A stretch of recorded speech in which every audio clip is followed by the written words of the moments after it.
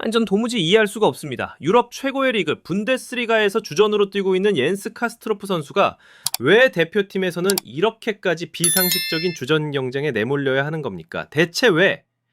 만약 여러분께서 이걸 그저 단순한 전술이나 실력의 문제라고 생각하셨다면 그건 큰 착각입니다. 저 김준석이 오늘 홍명보 감독의 명단 뒤에 숨겨진 거대한 권력의 게임을 낱낱이 파헤쳐 드리겠습니다. 자, 10월 7일 대한축구협회가 A매치 2연전에 나설 27명의 명단을 발표했습니다.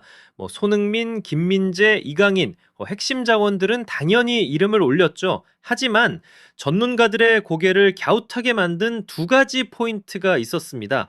바로 옌스 카스트로프의 이 점점 더 힘겨워지는 주전 경쟁, 그리고 양민혁의 깜짝 발탁입니다. 겉으로 보기엔 이건 분명 실력과 폼에 근거한 선발입니다. 하지만 아니죠. 이건 경고입니다. 가장 높은 권력의 의자에서 보낸 아주 냉정한 정치적 메시지란 말입니다. 그리고 이걸 이해하려면 우리는 하나의 유령을 다시 마주해야 합니다. 바로 울산의 유령을 말입니다. 자, 홍명보 감독의 입장이 한번 되어 보시죠. 그는 울산에서 대체 무엇을 본 걸까요? 그건 바로 살아있는 고발장이었습니다. 국가대표팀급 명장인 신태용 감독이 바로 눈앞에서 어떻게 맥없이 축출당했는지를 똑똑히 봤단 말입니다. 그리고 그를 끌어내린 주범이 대체 누구였습니까? 외부의 적이었습니까? 아니요. 바로 내 식구였습니다.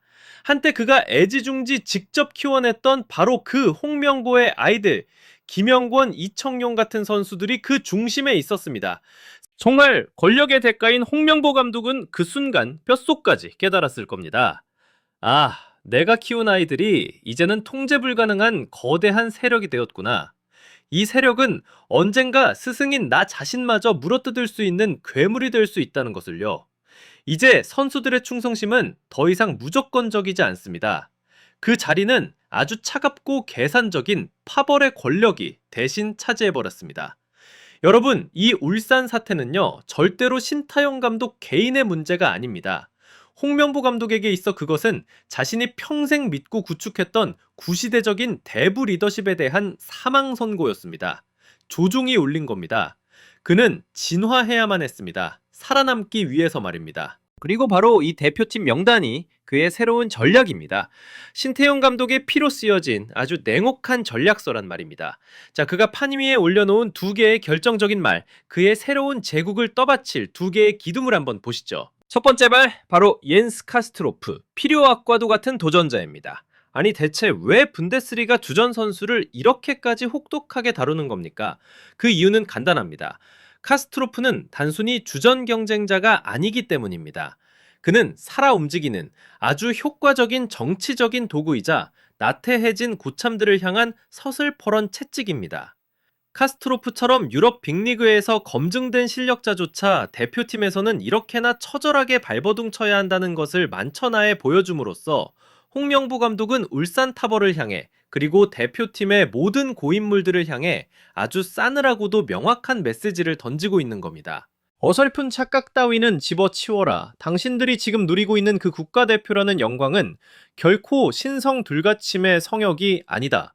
당신들이 K리그에서 왕처럼 군림하며 안주하는 동안 저 유럽에서는 당신들보다 훨씬 더 치열한 무대에서 살아남은 괴물들이 당신들의 자리를 빼앗기 위해 지금 이 순간에도 피눈물을 흘리고 있다. 바로 이겁니다. 이건 건강한 경쟁을 유도하는 수준이 아닙니다. 이건 공포를 심는 겁니다. 그는 지금 외부의 이방인을 아주 영리하게 이용해서 내부의 기득권들이 가진 나태함을 산산조각 내고 있습니다.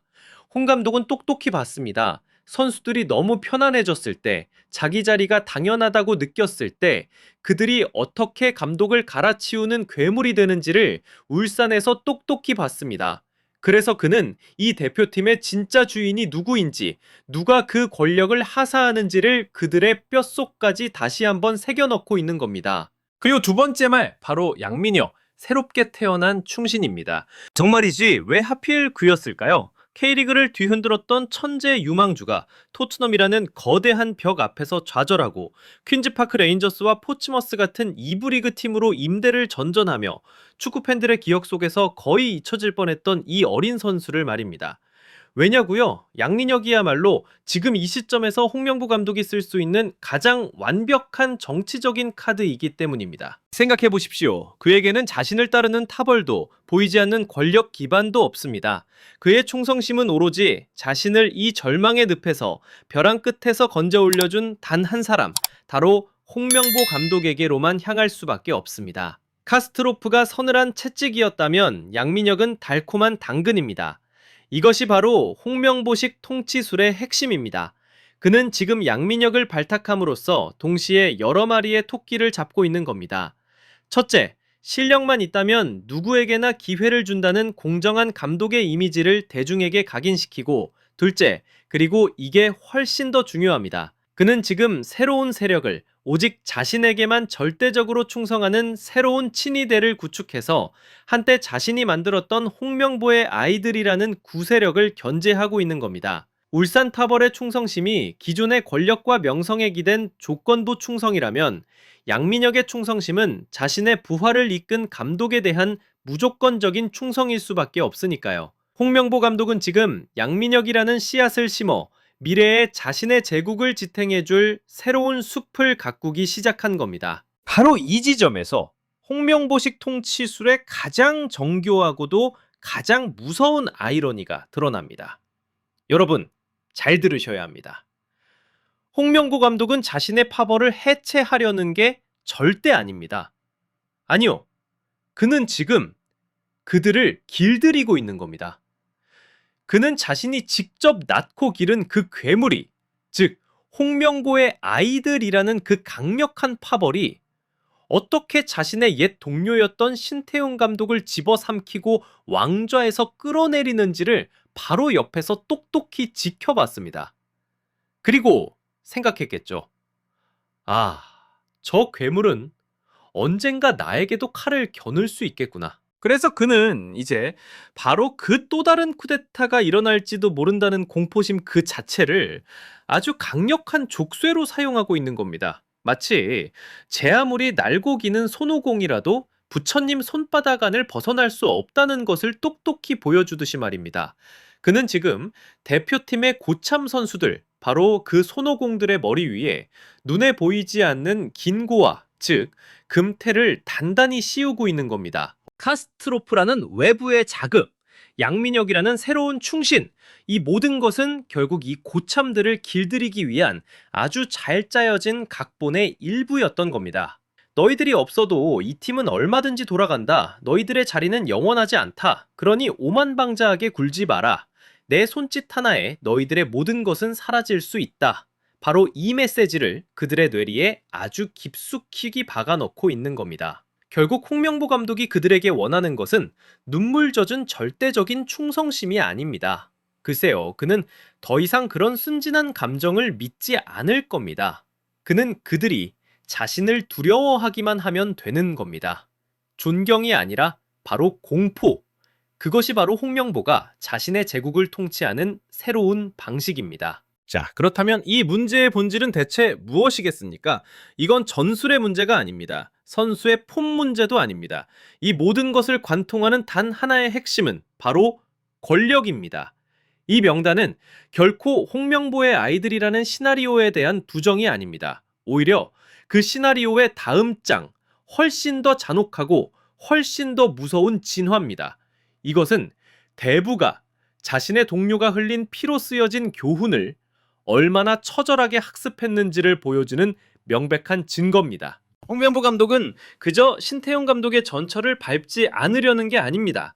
아니요, 그는 지금 신태용이라는 차갑게 식어버린 시신을 자신의 제국을 비추는 섬뜩한 거울로 삼아 모든 신하들을 겁박하고 있는 겁니다.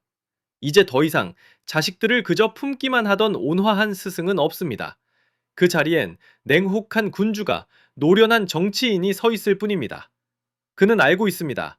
이 철권의 왕좌를 지키기 위해서는 때로는 가장 충성스러웠던 신복에게조차 그들 역시 언제든 대체될 수 있다는 공포를 똑똑하게 보여줘야만 한다는 것에, 그리고 그것이야말로 여러분, 우리가 마주한 절대 권력의 진짜 얼굴입니다. 누군가의 실패는 다른 누군가에겐 값비싼 교훈이릅니다. 축구는 때로 축구 그 이상입니다.